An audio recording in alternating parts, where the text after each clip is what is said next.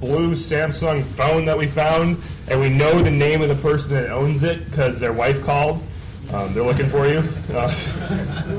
But if you're looking for your phone, we have it at registration. Great, thank you. Right, I've got the mic, I've got the slides. This is going to be about a scientific paper that scooped another scientific paper that we wanted to write, and how we basically got back at it. I'm RogueAP-Bratus. I'm a research assistant professor at Dartmouth College. This is Anna Shubina. She is the math brains of the operation. There's also a student who actually did all the work, as it goes, Chrysil. He unfortunately could not make it today, but we'll go through his part as well. And with that, let's start it off. So, we're from New Hampshire. We're actually from a metropolitan area of New Hampshire, and we have a picture to prove it over there on the left. So, New Hampshire is known for having a lot of snow, more snow than Washington, D.C., a lot of hills, and a lot of old clocks, and the kind of clocks that don't synchronize with the master clock far, far away, which is just as well because hills generally interfere with the radio signals. We have a lot of places where it's really hard to get any kind of wireless connection to anywhere because the only important point that you can get any line of sight to is the sky. So this is the clock of the Baker Tower at Dartmouth. This is the Baker Berry Library down below. And there is folklore which says that this clock, that the keeper of this clock used to synchronize it with the Dartmouth website by looking at the time on the website, and that the keeper of the Dartmouth website used to set the time on that website by looking at the clock. I don't know if this is true. So, clocks. Old clocks, as most of you probably still remember, tends to drift away from the actual time over time. So they would drift away like 5 minutes per week or something like that per month. They all have different deviations from the real time, but generally we don't get to find out what those deviations are precisely because they don't talk to anything pretty much. And it turns out that the modern clocks are really no better, except the deviations are in microseconds, mostly. But they are on the microsecond level. But they're really consistent about those deviations. And there are several researchers who actually noticed this and made a really interesting fingerprinting work based on that. Tadayoshi Kono, Andrei Broido, and Casey Claffey. And they started out this entire vein of exploration with fingerprinting individual devices based on their clocks. And so we're going to cover that. But in 30 seconds, this talk is really about using clocks for fingerprinting devices, using clock skews. And the thing about clock skews is that they're there for the asking or for the listening, especially in 802.11 where the timestamp goes in every beacon frame. So you can just sit there and look at your device and look at your beacon frames and fingerprint the devices that's been sending them.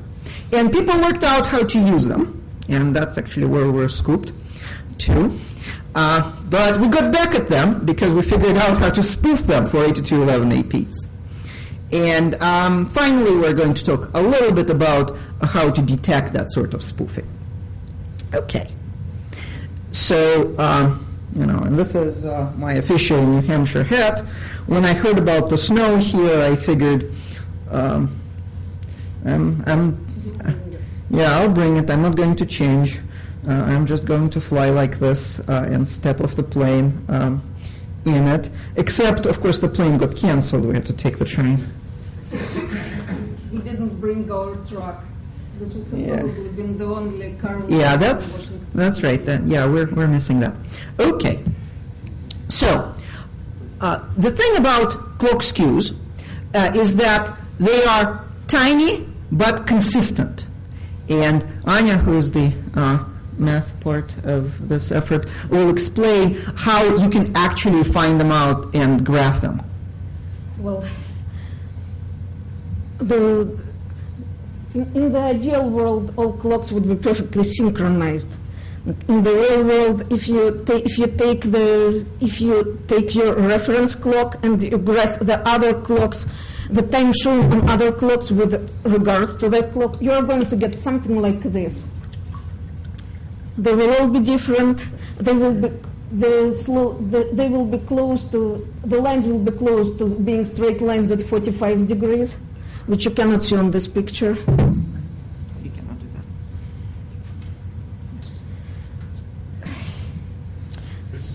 that. Macs are not our favorite machine. So you graph the times of other clocks with regards to the reference clock, and you compute the slope by taking the time that another clock runs through.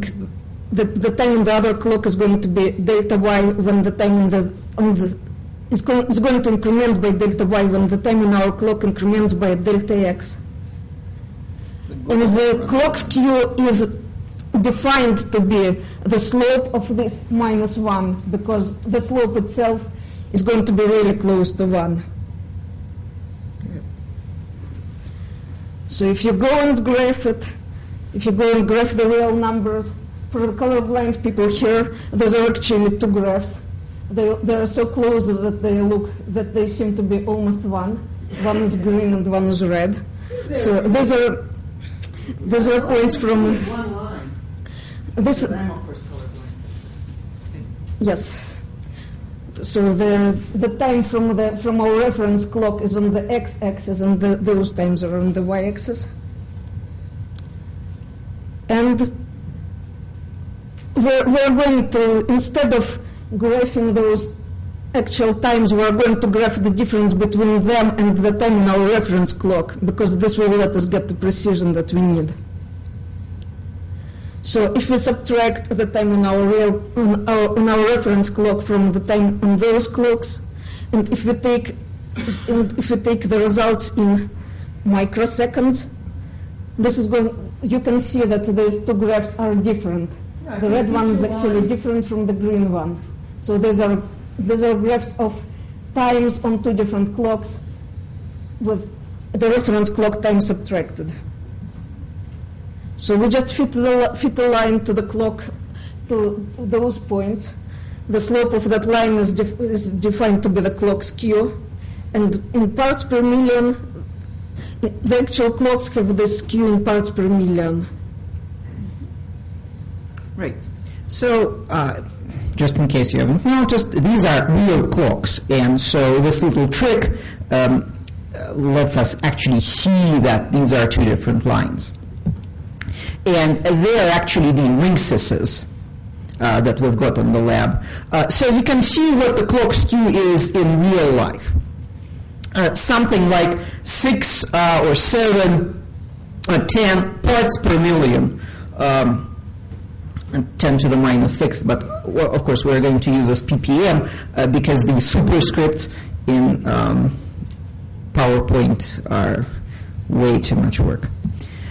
Anyhow, so who came up with this? Who came up with the observation and used it? Tadayoshi Kono, Andrei Broido, and Casey Claffey in 2005 published this paper on remote physical device fingerprinting. And what they noticed is that different devices had different skews, and those skews just kept consistently at the same levels for different clocks. So you could actually tell a clock by its skew. And the way they did that, they sent ICMP timestamp requests, and they also used TCP timestamp options, type 13, option 8, type 13 code 0 in ICMP. And being very accurate computer scientists, statisticians, hackers, they posed the question very carefully. the question that this fingerprinting was helpful in answering. Namely, if you ask two hosts for their clocks and compute the time skew, are they the same hardware clock? So this is useful when you need to tell two devices that might be one virtualized physical device from each other. And also, this is probably going to be very useful in mapping the clouds, which are all virtualized platforms. So we haven't seen any people exploring that, but that's definitely something that's going to come up. And it turned out that the clock skews were so consistent that even the network latency could be defeated with some proper statistics. And this is what the real-world clock skews from their paper, measured on a cluster of desktops, looked like. So you see the hosts ordered by the okay, help me out here.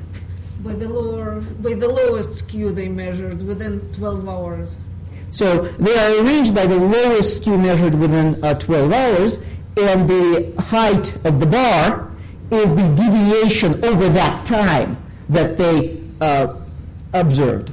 Because, of course, the clock skew itself varies a little bit based on things like the temperature, possibly, or maybe power consumption, or maybe any one of those things that you can imagine can affect the physical clock. So the clock skew itself is subject to variation. But even so, you can definitely tell one of the computers on the left from one of the computers on the right. And so, come 2008, we were thinking, well, beacon frames are transmitted 10 times a second, and they have this microsecond clock, and that clock is on the RF interfaces chip. So it's the crystal on the actual card. And this is great because we can just sit there and listen, and we can try to fingerprint the APs. And we said that's what we're going to do during our talk on fingerprinting access points by throwing garbage frames at them.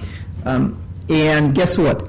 A couple of weeks later, we see this paper by Jana and Casera, published in the scientific conference Mobicom, and it's called "On Fast and Accurate Detection: Unauthorized Wireless Access Points Using Clock Skews."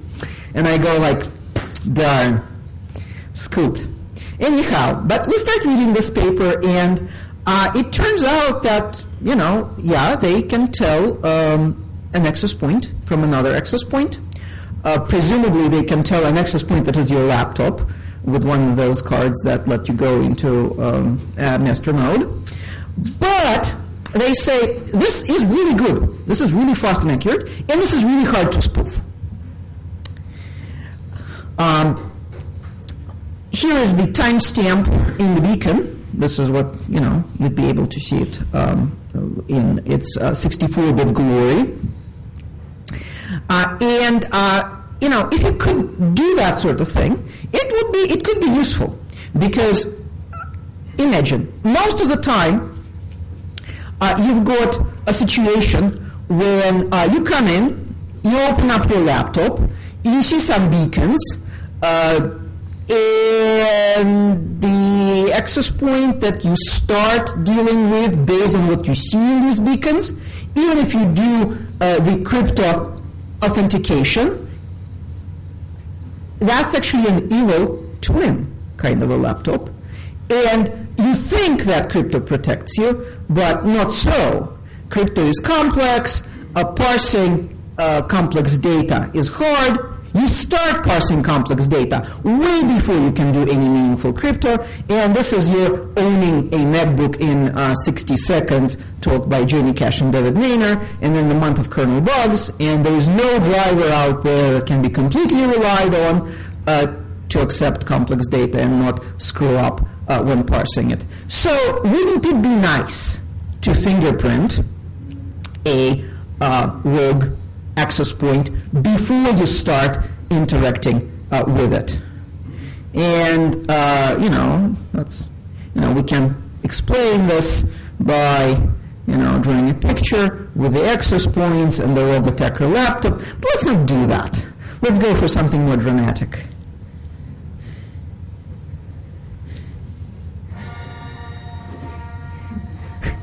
Let's have a Star Wars analogy. So here's your station, and we're looking to associate with one of those access points. Yes, and all of those little access points out there. And one of them is actually a Rogue access point.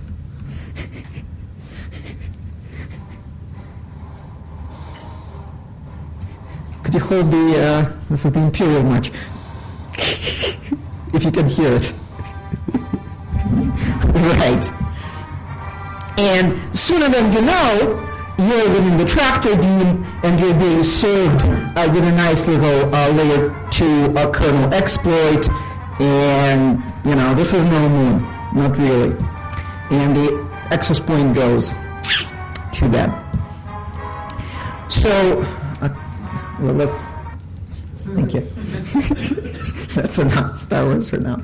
So the idea is then you could use fingerprinting of the access point by timestamps or by any other means, really, before you start accepting more complex data, more complex frames from it, by observing that this thing has a happy clock inside, and it's actually broadcasting that clock.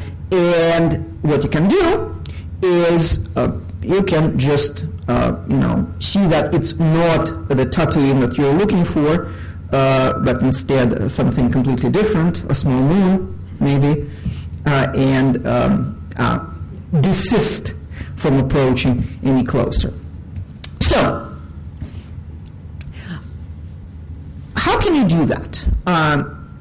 You can do that by observing that there is a timer on the card, and you can query that timer in your card for the very accurate time stamping of what you're getting, of the frames that you're capturing, beacon frames included. And the reason for that timer, and this is 64-bit and microsecond resolution, is that the clients adjust their timer from this beacon timer to stay in sync with the AP. And the collision of rodents being such a delicate dance with the virtual carrier sensing and all that, that they need to do this. And so your RF chipset actually knows how to synchronize your clock with an external clock. And so we have a high precision set of timestamps to go by. And this is a known fact. And so coming back to this paper that offered the fingerprinting mechanism, they observed that these are approximately the clock skews that you expect to find on your Linksys and your Netgears. We mostly use Arugas at Dartmouth, but the picture looks the same. And so you've got clock skews on the order of maybe 64 to maybe 10 parts per million. And these, of course, vary normally because the clock on the access point itself varies, even its skew varies, and the variation is 0.30, 0.70, so less than 1 part per million. And the clock skews themselves are on the order of 10 to 60, so you can actually measure it quite accurately, and you can be sure that it stays within the same region. The error of measurement is not really that large. Okay. And the conclusion that the paper, a very nice paper, and I urge you to read it if you're interested in this, the conclusion was that spoofing this was very hard. A microsecond clock is a lot better than what you get on your laptop. Microsecond level events are much better than microsecond event resolution, is much better than you can hope to do with your regular system clock. And so what they said was, even if you know a skew that you need to match, then, and if you inject beacons and modify the timestamps in those beacons, even so, you are never fast enough. And in fact, what you're going to get is a variation of 100 parts per million, whereas on the actual clock skew, you would expect 0.3 to 0.7. And so it's very, very hard to fake this with a software RF mode injection, right? So this is really good for the defender, not so good for the attacker. You know, you're given away by your clock. Except it's not exactly so. So the question is, can we spoof clock skews with the cheap hardware, or the not so cheap hardware like a Ubiquiti Atheros card? And there are some interesting things to observe about how actual cards behave.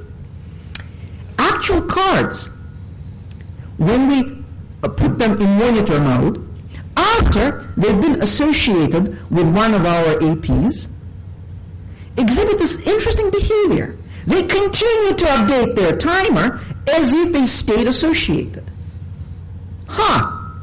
So this is what the firmware does. I talked to Joshua Wright and Michael Ostrom and Osman, and they think that this is likely a firmware bug, but whatever it is, we can use it. So what that meant for us is the skew of that AP that the card was associated with before we put it into monitor mode.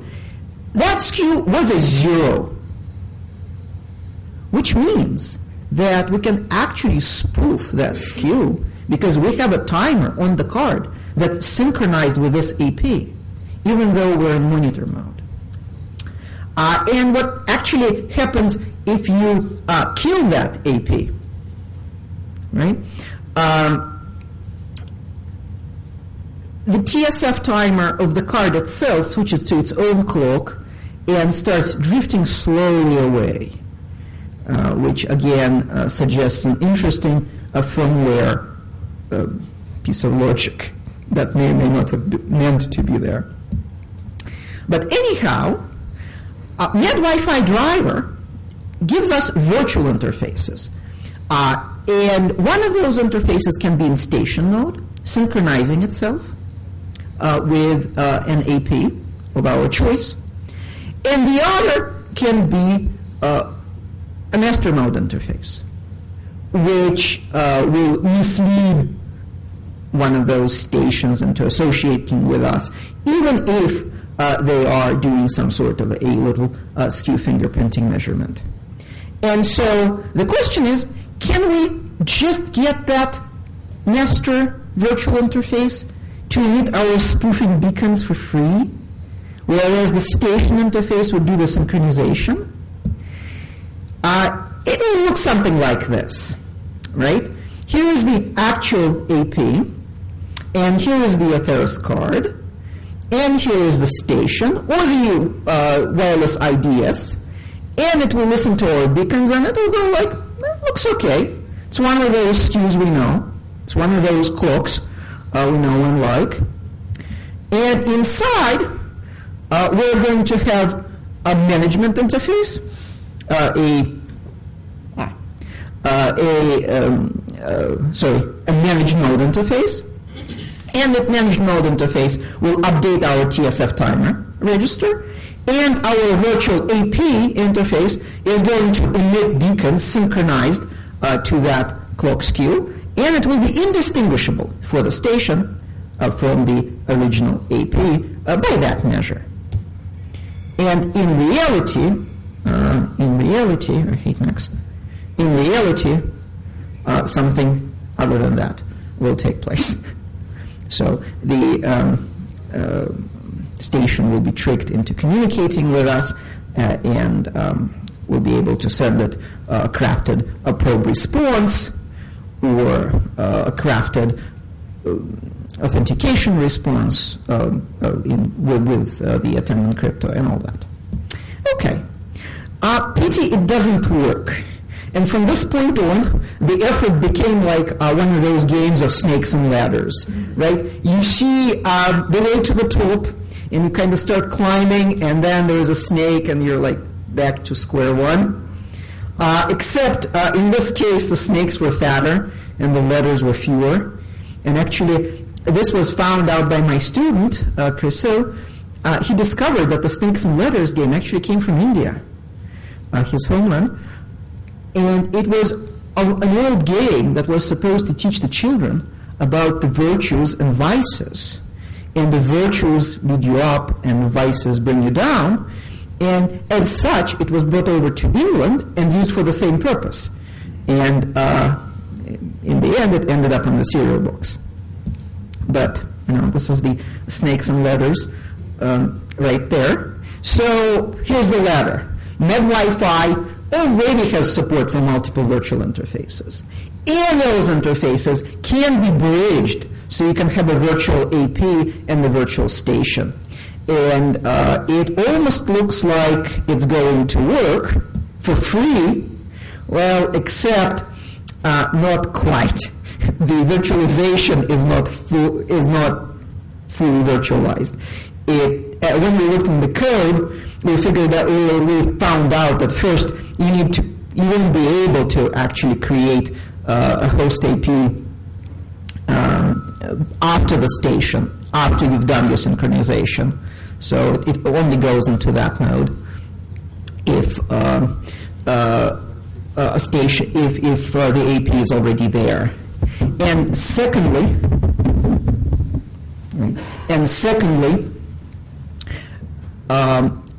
you can only run the chip in station mode if you create it as a station. So this is not so great. So that means we need to mess with the driver, and this is what the driver looks like. So the driver may be in the station or the AP mode in and of itself. And in the station mode, it's got a function in the firmware. The card has got a function in the firmware that updates the timer from the beacon timestamp. And this you cannot really, this you don't really need to control from the driver. So this is a firmware thing, it seems. And when you're in the AP mode, it will go inserting timestamps into the beacons that you put in the beacon send queue, and it will keep doing that in and of itself, and so it will use its own clock, not the clock that that the station is receiving. So these two functions are actually divorced in firmware, and it doesn't quite work this way as we hoped. So what we have to do is to patch the driver to give this process a little help. First of all, in both modes, we have this add receive management frame function. And in the AP mode, we have the add beacon send. And we can read and write registers through the HAL functions. And this is what we're going to do to marry those two functionalities.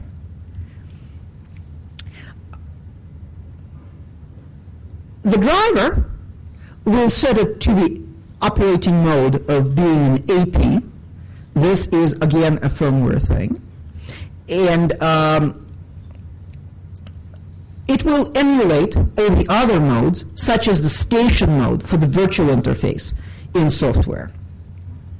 And so the TSF timer in this AP operating mode is not updated from real AP beacons, whichever beacons you receive. And so we're going to use this wonderful function called a TSF double register write. It's luckily all there. And in the receiving path, when we're receiving a beacon, we are going to insert this little clause here, extracting the timestamp from the beacon received and writing it to the TSF timer register, so that our beacons, when they go out, will have stamp of the good known AP to which we're synchronizing.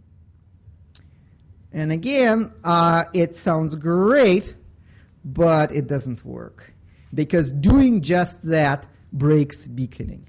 You start overwriting the TSF register, and something about how beacons are scheduled and pushed out by the beacon send queue is broken. And here is this fat smiling snake, right?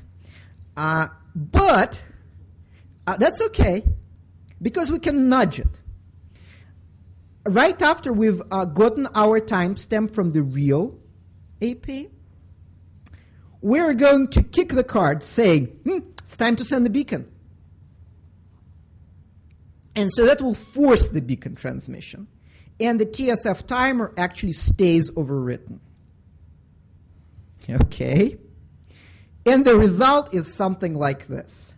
So one of those colors that I don't see is red, and this is the real AP.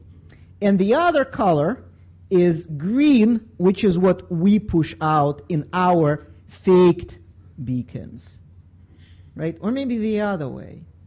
But anyhow, you can see that one of them kind of follows that line, except every now and then it dips. That's when our synchronization is not fast enough. But that's okay, because the real skew and the spoofed skew they're pretty close. And actually,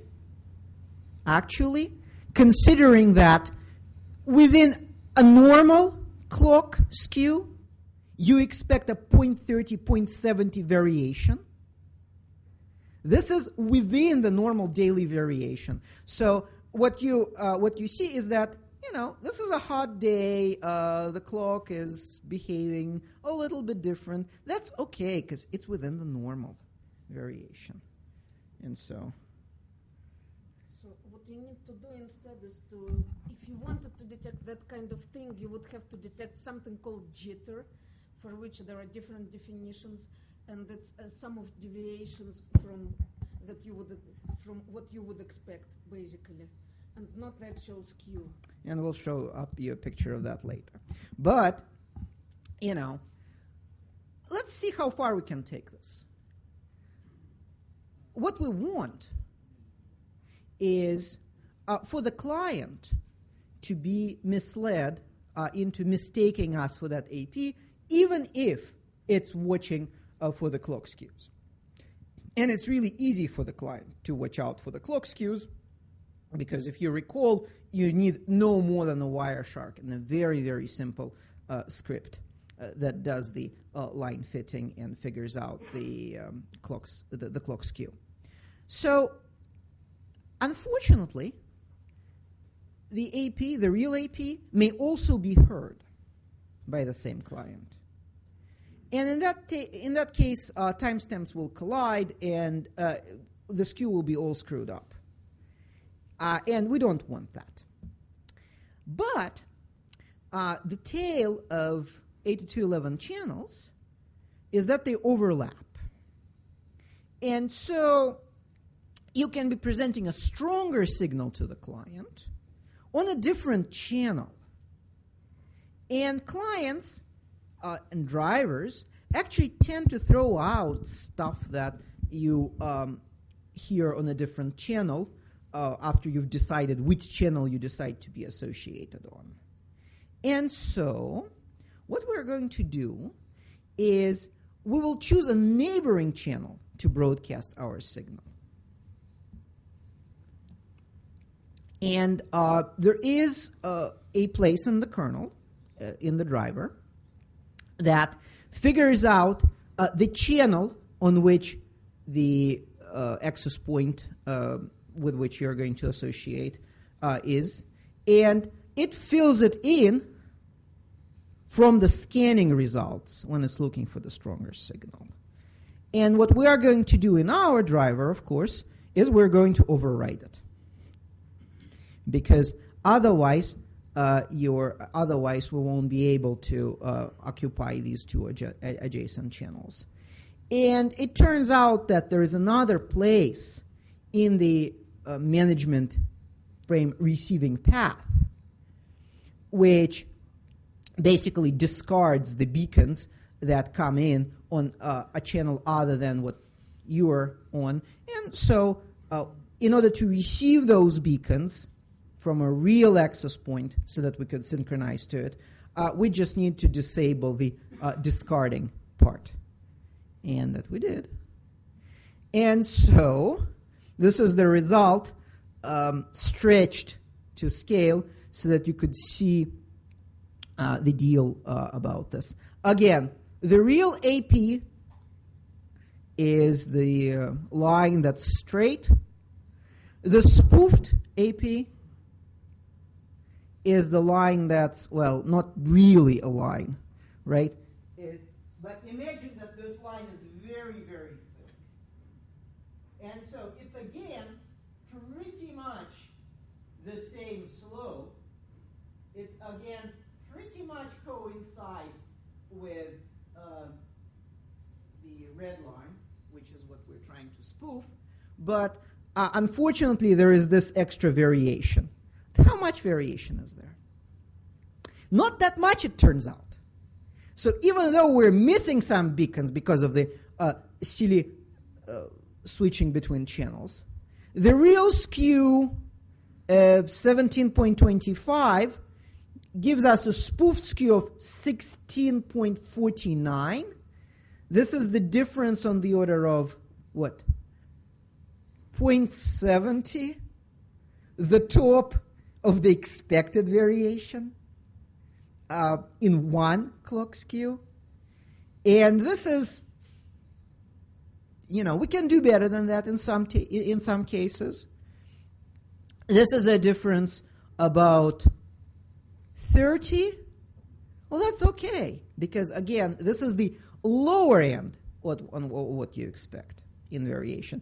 And we failed this test once by going by having a variation of about 1 ppm right here. Well, yeah, we're unlucky one time out of 4. And so we can still do that, I would say. So the deal with this is how you detect it. So no longer it is okay to just fit a line to the measurement curve. And of course, if I collapse the scale, you will actually see one of those green lines, if that is green. Anyhow, you have to look at the jitter. You have to look at this, whether there is a consistent variation component in there. And you can do that, but it gets kind of hairy because at microsecond intervals, you never know what is your error and what is the behavior of the AP. But you've got to watch out for it, because if you're doing that sort of detection. Well then, this is the picture for the normal beacon interval. 10 beacons per second. And so we can spoof pretty well at that beacon interval. What if we reduce the beacon interval and start sending more beacons? It becomes slightly harder to spoof. What if we start sending twice as many beacons per second, 4 times as many than normal? Then, yeah, you can actually tell. That something bad is going on because you actually see a lot of jitter. But then, of course, you can increase your beaconing. You can shrink your beaconing interval even further. But then, of course, your network will be all beacons. That's very useful. On the other hand, if you reduce your beacon rate, well, this is where spoofing becomes much, much simpler. Okay, then. So, for conclusions, timestamp measurements are really nice and exciting. It's just there are a number of really interesting papers out there, starting with the classic by Conor Broide-Claffey, and continuing to that paper that we slightly adjusted the claim of. That it's a great paper and it's a great piece of work. And, even if we were scooped, we were happy that the idea has been put out there. Except, of course, software scheduled injection is not the best that one can do. In fact, if you look into the card, and this is actually what I learned at ShmooCon and at TourCon, is that you really have to know your card. You really have to know your driver. You really have to, and it's great because you can meet all the people who are experts in this, which we're not, and ask them nicely, and they might actually be able to tell you. But you've got to know your card, and if you know your card, you can spoof those things really, really well because the card itself does most of the work for you. It's already helping you a lot. So, nevertheless, if you're paranoid about who you connect to or about what sort of access points are on your network, and you can do a lot of sniffing, which we actually can on Darknet because we have about 200 wireless monitors spread out through the campus, then asking a device, what's the time? What's the time? What's the time? What's the time? Is a good prelude to a closer association. And a good way of, and listening is a good way of finding out what this device might be as opposed to what it's claiming it is. And finally, unfortunately, AP beacon timestamps appear to be spoofable. So if you're building a product based on that, you have to be very careful as to what you measure. A simple line fitting technique would not work. You'll have to watch out for jitter, and maybe, just maybe, you'll have to do something else. And we should all try harder. And of course, we'll take a look at. We'll be happy to take a look at that once you're done putting in the hard work of developing it. And we're going to post the slides and the patch for what it is. And this is a picture that I was looking for to conclude with the title, "What's the Time, Please?" And this is what Flickr came back with. So apparently this emu wants to associate, but is careful who he deals with. And there is another one out there, I think, doing the same. So, it's looking at the dashboard timer. And, is that really this car that I want to be dealing with? Okay. With that, I'll take your questions. I don't have a question so much as a point. I think that you can get rid of the part of the jitter issues by adding a second register into the driver and having it increment the TSF timestamp by a certain number of milliseconds per. I'd love to talk about this, right? Yeah. The okay. So the point is that we could get rid of the jitter by using another register. Now, from what we found out about the card, we could not find. I mean, the register that was there was worked on by firmware and was consulted by firmware. And so we have not found another register that would, it's actually two registers, two 32-bit registers, one 64-bit register.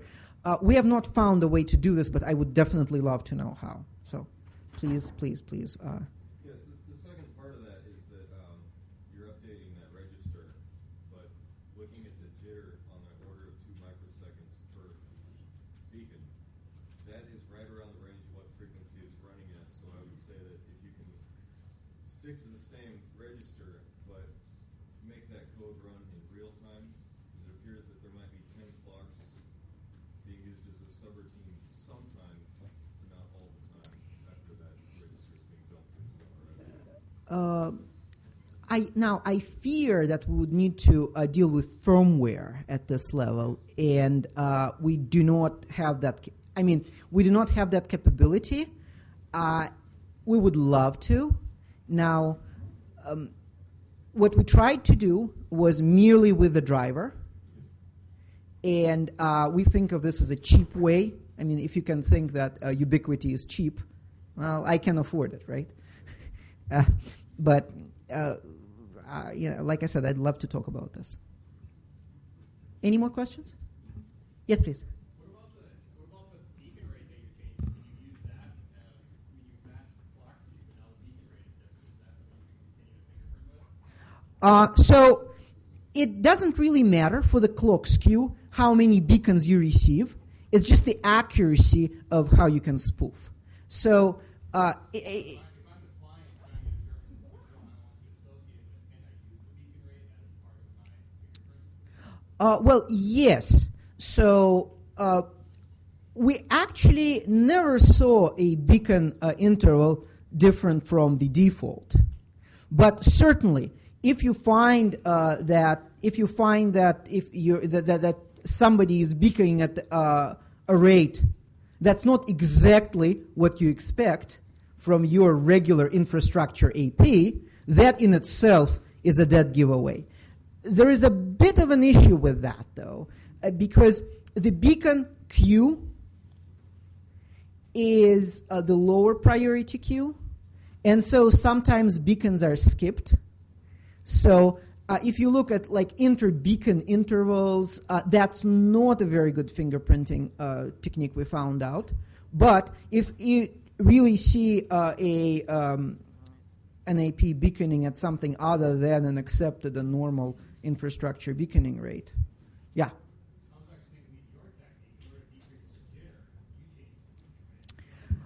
Well, we'd be giving, yes. So we'd probably be able to fake that better if we changed our beaconing interval. On the other hand, we'd be giving ourselves away by the very fact that we don't send 10 beacons per second, but rather a different number on average.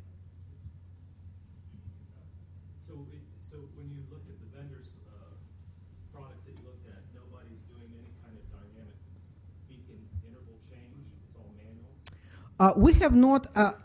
What we've seen so far, and we haven't seen much, has been it's not one of those settings that people think much about. And it's almost always in what we've seen we have a Naruba infrastructure. We used to have a Cisco infrastructure. We still have a Cisco infrastructure in an affiliated medical school. And it seemed to us that no one is actually doing anything much with the beacon interval. So the variable is exposed to the operator, but nobody's really paying attention. Not that we noticed, not that we know of. The original paper proposed this as a widths primitive to look out for, and our concentration has been different. Our concentration has been, well, if you're really paranoid, what can you do without your driver being changed to something completely different and being absolutely bulletproof with respect to the data it accepts. So what we were thinking was a driver firewall, really. So we don't let the driver code paths see the data before we have a certain things about the AP. Yes, such as what the times are, because it's hard to screw up parsing that out, that one thing out. And also, we had another effort in which we injected malformed frames going out at the AP. The idea was that there are 8 flags in there in the frame control header, and you can vary them any way you like. They're supposed to be 0, pretty much all of them, on association request, authentication request, on probe request.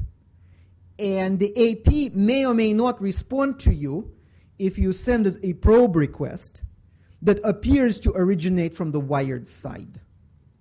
Right? What is that? How did that frame arrive at the interface?